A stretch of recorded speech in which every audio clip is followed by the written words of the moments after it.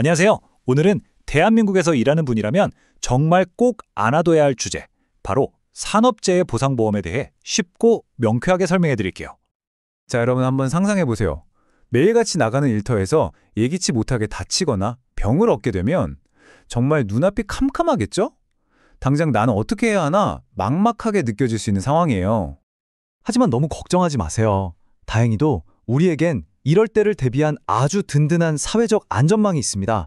바로 국가가 직접 운영하는 사회보험 제도죠. 그 안전망의 이름이 바로 산업재해 보상보험법입니다. 우리가 보통 줄여서 산재보험이라고 많이 부르죠. 자, 그럼 이 제도가 구체적으로 어떤 건지 한번 자세히 들여다볼까요? 그러니까 이 산재보험의 목적은 아주 간단하고 명확해요. 근로자가 일을 하다가 재해를 입었을 때 신속하고 또 공정하게 보상을 해주는 겁니다. 그래야 마음 편히 치료도 받고 생계 걱정도 덜 수 있으니까요. 정말 필수적인 제도라고 할 수 있죠. 자, 그럼 어떤 경우에 업무상 재해로 인정을 받을 수 있을까요? 이 기준을 아는 게 모든 것의 시작입니다. 흔히 일하다 다친 것만 생각하기 쉬운데요. 사실 업무상 재해의 범위는 생각보다 꽤 넓습니다. 크게 세 가지 기둥으로 나눌 수 있어요. 업무상 사고, 업무상 질병, 그리고 출퇴근 재해. 하나씩 쉽게 풀어볼게요. 업무상 사고는 말 그대로 일하다가 기계에 다치거나 넘어지는 경우고요. 업무상 질병은 과도한 업무나 스트레스 때문에 병이 생기거나 유해물질에 노출돼서 병을 얻는 경우를 말해요. 그리고 중요한 게 출퇴근 재해인데요. 평소처럼 회사 오가는 길에 사고가 나도 업무상 재해에 포함된다는 거죠. 자, 그럼 여러분이 얼마나 잘 이해하셨는지 아주 간단한 퀴즈를 하나 내볼게요. 제가 두 가지 상황을 말씀드릴 텐데 이 중에서 업무상 재해가 아닌 걸 한번 골라보세요. 자, 시나리오 A는요. 회사에서 꼭 참석하라고 한 워크숍에 갔다가 다친 경우, 그리고 시나리오 B는 동료랑 개인적인 감정 문제로 싸우다가 다친 경우입니다. 어떤 게 산재가 아닐까요? 네, 정답은 B입니다. 여기서 가장 중요한 열쇠는 바로 업무 관련성이에요. 회사가 주관한 워크숍은 업무의 연장선으로 보거든요. 하지만 동료와 사적인 문제로 다툰 건 업무와 직접적인 관련이 있다고 보기 어렵기 때문에 업무상 재해로 인정받지 못할 가능성이 큽니다. 좋아요. 이제 어떤 게 업무상 재해인지 감이 좀 오시죠?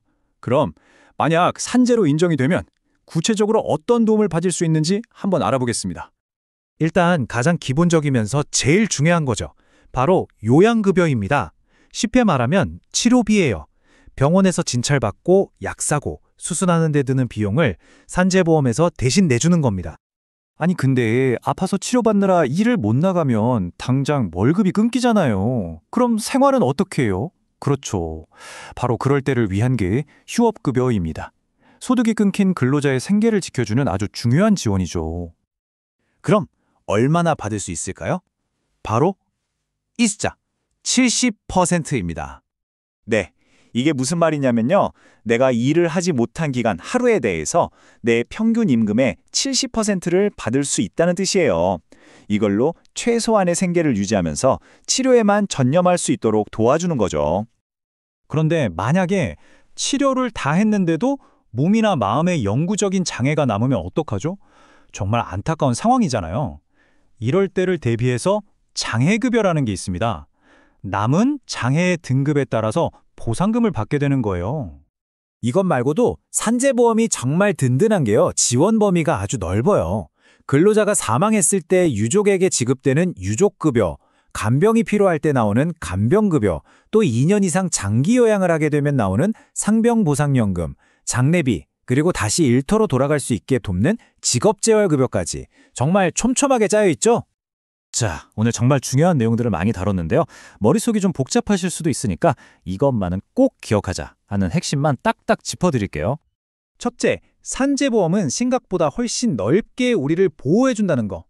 일하다 다치는 것뿐만 아니라 병에 걸리거나 출퇴근길 사고까지 다 포함됩니다.